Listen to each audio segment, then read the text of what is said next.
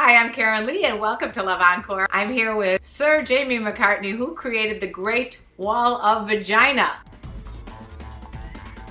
Welcome. Thank you very much. You're in England? I'm in Brighton, England. What made you decide to do the Great Wall of Vagina? I learned to make casts of people's bodies working in special effects in the film business. So, I would cast various parts of my girlfriends and inevitably, a few vaginas here and there. Hold on. For someone like me who has no idea what casting means. So you take a mold off the body using the same material that dentists use to make a mold from your teeth. What is that material? It's a seaweed-based material called alginate, which you mix it with water and it sets into a rubbery material in about 2 minutes. Take that off the body and then you put plaster into that and it makes the cast. Okay, because putting plaster into vagina probably wouldn't be really conducive. I don't think it'd be very comfortable and I'd probably get in trouble.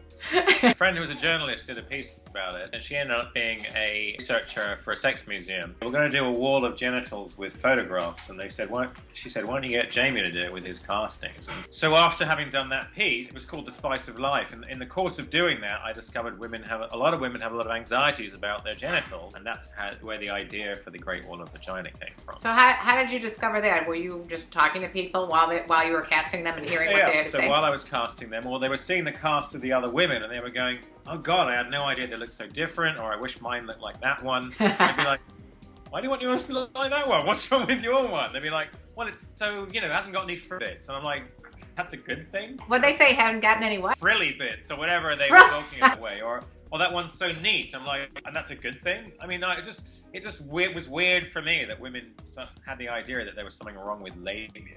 Interesting that you say that, because I did interview a plastic surgeon, Dr. Otto Plastic. You can go back and look at some of the videos.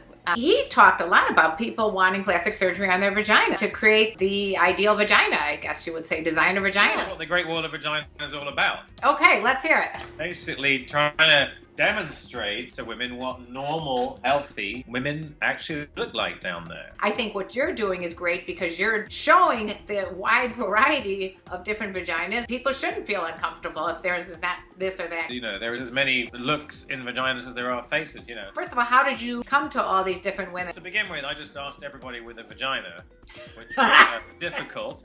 Most people said, you want a what? Well, I kind of got this idea for a project. They're like, you have an idea and you want to see my vagina? I'm like, yeah. I didn't make this on my own. I made this with a collaboration of 400 women. So that's what I was going to say. So it's 400 women. This is a similar panel because the Great Wall of Vagina isn't for sale to the public, only to an institution because it needs to stay on public view. Whereas I do make panels like this, which are for sale to the public. The first wall of vagina, what was your population? So women from 18 to 76 years old. That's quite a spread. Yeah, you had a 76-year-old woman willing to spread it. Mothers and daughters, identical twins. Wow. A woman before and after her first baby, a woman before and after a labiaplasty, 2 sets of identical twins. I wanted to try to answer all the questions people have about vaginas by getting as many people as I could. Were you constantly becoming aware and surprised at the wide variety of vaginas? Yeah, I mean, as a man, I guess I'd seen quite a few recreationally. You're never really comparing two next to each other. Are you or were you in a relationship at that time, and how did that partner feel about you doing this? This project killed all my relationships. I don't know if you could be like, I wonder if gynecologists, have the same issue. The majority of the time that you were speaking to the women, did they think positively or negatively about their vaginas? Some people came because they were really nervous and it was a sort of way of getting over those anxiety. When you face your fears, you can get past them.